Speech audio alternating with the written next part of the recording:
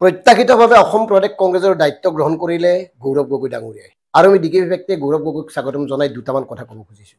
গৌৰৱ গগৈ সভাপতি হোৱাৰ লগে লগে সাংঘাতিক উৎফুল্লিত হোৱাৰ প্ৰয়োজন নাই কংগ্ৰেছীসকল। এইকাৰণে কৈছোঁ, এতিয়াও কংগ্ৰেছৰ ভিতৰ চৰাত বিজেপিৰ চোৰাংচোৱাগিৰি কৰা কেইবাগৰাকীও নেতা আছে। প্ৰথমতে তেওঁলোকৰ ওপৰত ব্যৱস্থা লৈ গৌৰৱ গগৈ প্ৰমাণ কৰিব লাগিব তেওঁ কি ধৰণে দলটোক আগুৱাই নিব। আৰু এয়া হ'ব তেওঁৰ কাৰণে কঠিন প্ৰত্যাহ্বান। কাৰণ আমি প্ৰত্যেকেই জানো কেইগৰাকীমান বিধায়কে মুকলিকৈ ভাৰতীয় জনতা পাৰ্টিক সমৰ্থন জনাই হিমন্ত বিশ্ব শৰ্মা ডাঙৰীয়াৰ লগত একেলগে ফটো উঠি একেলগে কাম কাজৰ কথা কৈ মুকলিকৈ বিজেপিলৈ যোৱাৰ ইচ্ছা প্ৰকাশ কৰিছে। গতিকে তেওঁলোকৰ ক্ষেত্ৰত অতি কঠোৰ হ'ব লাগিব গৌৰৱ গগৈ ডাঙৰীয়াই। কিন্তু পাৰিবনে? ২ নম্বৰ কথা, গৌৰৱ গগৈয়ে সাধাৰণ জনতাৰ লগত মিলিব পাৰিব লাগিব। কাৰণ তেওঁ মুখ্যমন্ত্ৰী তৰুণ গগৈৰ পুত্ৰ। আমি যে কওঁ সোণৰ চামুচ মুখত লৈ জন্মা, এওঁলোকেতো সোণৰ চামুচ মুখত লৈ জন্মিছে।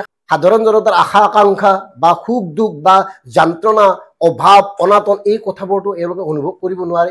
এনেকুৱা ধৰণৰ অভাৱ অনাটনত জুৰুলা লোকসকলৰ মনৰ কথাবোৰ শুনিব পাৰিব লাগিব। তেওঁলোকৰ মনত এটা বিশ্বাস জন্মাব পাৰিব লাগিব আৰু তেওঁলোকৰ দুখবোৰ অনুভৱ কৰিবলৈ তেওঁ প্ৰয়াস কৰিব লাগিব। সহজ হ'ব লাগিব, সাধাৰণ মানুহখিনিৰ লগত সহজ সম্পৰ্ক এটা গঢ়ি তুলিব লাগিব। কাৰণ আমি দেখোঁ মুখ্যমন্ত্ৰীৰ পুত্ৰ হিচাপে গৌৰৱ গগৈৰ মুখত এটা অহংকাৰৰ চিন এটা থাকে। এটা কথা এই ক্ষেত্ৰত কওঁ যে সৰ্বভাৰতীয় পৰ্যায়ত নিজৰ বিচক্ষণতাৰ পৰিচয় দিয়া গৌৰৱ গগৈ ৰাজনৈতিকভাৱে পৰিপক্ক। তেওঁ ৰাজনৈতিক বিচক্ষণতাৰ প্ৰতি আমাৰ তিলমানো সন্দেহ নাই। তেওঁক লৈ আমি গৌৰৱান্বিত। কাৰণ ৰাষ্ট্ৰীয় পৰ্যায়ত এনেকুৱা অসম সন্তান এজনে এনেধৰণে ৰাজনৈতিক বুৎপত্তি দেখুৱাব পৰাটো, ৰাজনৈতিক পাৰদৰ্শিতা দেখুৱাব পৰাটো এগৰাকী অসমীয়া হিচাপে আমি গৌৰৱ কৰোঁ। কিন্তু সেই ৰাজনীতি আৰু সাধাৰণ জনতাৰ লগত থাকি কৰা ৰাজনীতি অলপ বেলেগ। গতিকে সাধাৰণ জনতাৰ লগত থাকি কেনেকৈ ৰাজনীতি কৰে এই কথাটো শিকিব লাগিব ডক্টৰ হিমন্ত বিশ্ব শৰ্মা ডাঙৰীয়াৰ পৰা।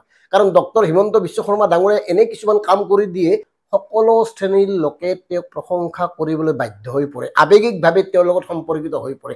গতিকে এই কথাটো কিন্তু মন কৰিব লাগিব গৌৰৱ গগৈ ডাঙৰীয়াই। দ্বিতীয় কথা, গৌৰৱ গগৈ ডাঙৰীয়াই তেওঁৰ পিতৃ তৰুণ গগৈৰ কাৰ্যকালৰ কথাবোৰ বেছি চৰ্চা কৰাটো উচিত নহ'ব। এইকাৰণে নহ'ব, তেখেতে যদি নিজে মনত কৰে যে তৰুণ গগৈ ডাঙৰীয়াৰ কাৰ্যকালত কোন কোন মন্ত্ৰী আছিল, কোনে কি কৰিছিল APSC কেলেংকাৰীৰ পৰা।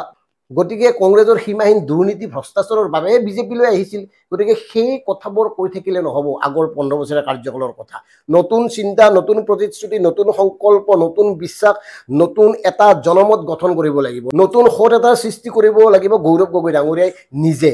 আৰু সেই সোঁতটো হ'ব সততা, নিষ্ঠা, কৰ্মস্পৃহাৰ।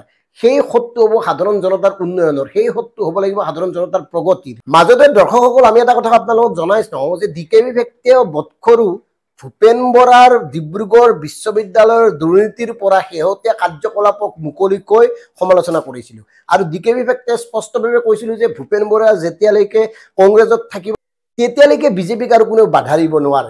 গৌৰৱ গগৈ ডাঙৰীয়াই সভাপতি দায়িত্ব লোৱাৰ পিছত বৰ বিশেষ উৎফুল্লিত হোৱাৰ প্ৰয়োজন এইকাৰণে নাই বুলি আমি পুনৰ কৈছোঁ যে কংগ্ৰেছত থকা পানীৰ তলৰ কাঁইটৰ নিচিনা যিবোৰ লোক আছে তেওঁলোকক চিনাক্ত কৰি উলিয়াব লাগিব, কঠোৰ হ'ব লাগিব তেওঁলোকৰ বিৰুদ্ধে। মানুহৰ মনত বিশ্বাস এটা জন্মাব পাৰিব লাগিব তেওঁলোকৰ কাম কাজৰ মাজেদি। টিভিৰ সন্মুখত, বুমৰ সন্মুখত ভাষণ দি নহ'ব, কামে কাজে হাতে কামে লাগিব লাগিব, তেতিয়াহে তেওঁলোকৰ বিশ্বাস জন্মিব। শেষত আমি আশা কৰিম গৌৰৱ গগৈ ডাঙৰীয়াই এই ক্ষেত্ৰত নজৰ দিব। নতুন মানুহখিনিক লগত লৈ, নতুন শক্তিখিনিক কামত খটুৱাই, নতুন চিন্তা চেতনা আৰু নতুন পৰিকল্পনাৰে, নতুন দৃষ্টিভংগীৰে কাম কাজবোৰ আগবঢ়াই নিব লাগিব। নতুনক আগবঢ়াই দি নতুনৰ জৰিয়তে ৰূপান্তৰ সম্ভৱ, আৰু এই কথাটো গৌৰৱ গগৈ ডাঙৰীয়াই নিশ্চয় মনত ৰাখিব। ধন্যবাদ।